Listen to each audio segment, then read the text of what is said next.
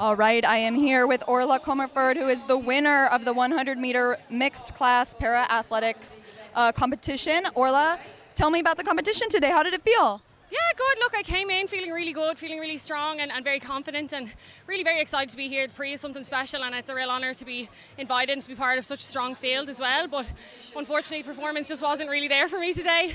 I had a really bad stumble out of the blocks, but no excuses. Just go back to the drawing board, make sure that when we step out next time, we're looking towards those personal bests, world records.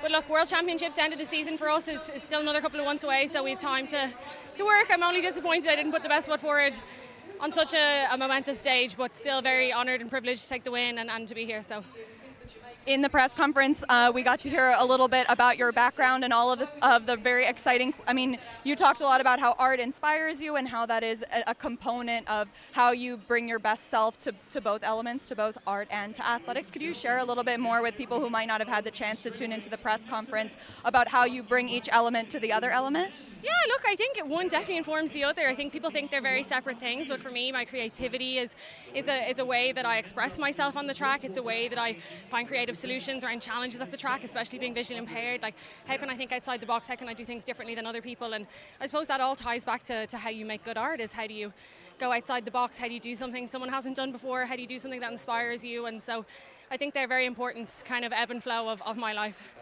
So obviously you had a phenomenal Paralympics, and now looking forward, you described the types of goals that you have set.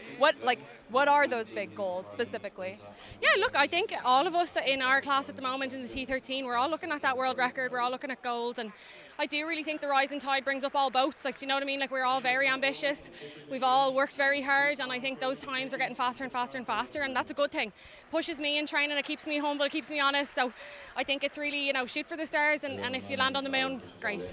So what do you think needs to kind of be refined and tweaked after today's performance? What are you going to take with you in these next couple months of training before championships to be able to refine the craft and maybe tackle some of those big goals? Yeah, look, I think patience has to be one of them. It's a very long season this year, and I think as athletes we always want more, and we want it now, and we want the rewards, and we want the results and the accolades, and I think patience and being present in what we do is really important. So that for me is going to be a key focus in getting the work done, So even if not the day that you perhaps had envisioned, what was it still like to come out here today at the 50th edition of the Pre-Classic and to be able to perform on this stage?